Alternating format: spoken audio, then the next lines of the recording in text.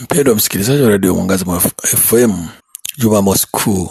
Katika Jumamosi Kuu, kanisa linasubiri katika kaburi la Bwana likitafakari juu ya mateso, kifo na kushuka kuzimu, likisubiri kwa sala na kufunga ufufuko wake. Linasubiri katika ukimya, katika unyamavu mkuu, likitafakari haya yote kwa kina kabisa. Kama tunavyosikia sehemu fulani ikisema, nchi zilikaa kimya zikitafakari ufufuko wa Bwana, na sisi tunaalikwa kukaa kimya katika undani wa kila mmoja, kutafakari na kuona umuhimu wa hayo kupitia mateso ya Bwana wetu Yesu Kristo, ambapo yeye anajitoa mzima, anakufa, lakini anashukia kuzimu, na huko anawaondoa wote ambao walikuwa katika kuzimu, wanasubiri kufufuka naye. Kanisa siku hii haliadhimishi sakramenti yoyote isipokuwa sakramenti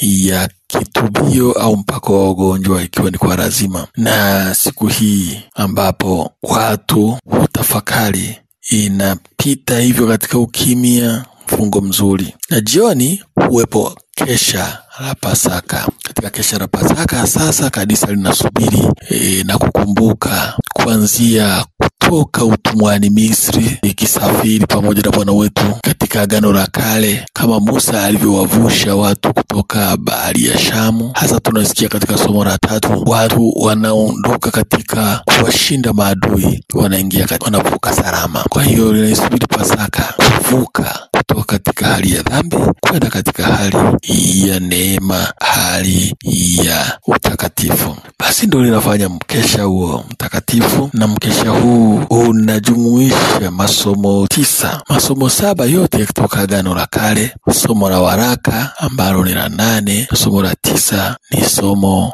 la Injili. Basi katika kesha tunasikia ile mbiu ya Pasaka. Mbiu ya Pasaka inaelezea uzuri wa mwanga uliokuwa unaosafirisha wana wa Israeli jangwani wakati wa usiku kuelekea katika nchi ya ahadi. Nashangilia mshumaa ambao ni Kristo mwenyewe, mwanga unaotuongoza kuelekea katika nchi ya ahadi, ndiyo Yerusalemu mpya huko mbinguni. Baada ya hiyo liturujia mwanga, huendelea na sehemu ya pili ya kesha, yani liturujia ya neno. Ndipo tunasikia kuhusu yale masomo 9. Na sehemu ya 3, kanisa linaadhimisha meza ya Bwana, ambapo Yesu ameshinda kifo na kufufuka. Basi ndiyo kuadhimisha sakramenti hiyo. Kanisa usiku huu hufanya ibada ya ubatizo, kuadhimisha sakramenti ya ubatizo kwa wakati ekumeni uliokuwa wanaandaliwa muda wote. Wanaandaliwa na leo wanabatizwa, wanaunganisha ile Pasaka na ubatizo. Ubatizo nao ni kuvuka kutoka katika dhambi kuingia utakatifu. Basi tukiangalia ibada nzima ya mwanga, kuanzia kuwasha moto, mshumaa wa Pasaka, imbwa mbiu ya Pasaka, endelea mpaka masomo ya Agano la Kale, ikaja ibada ya kesha ya ubatizo, ikaja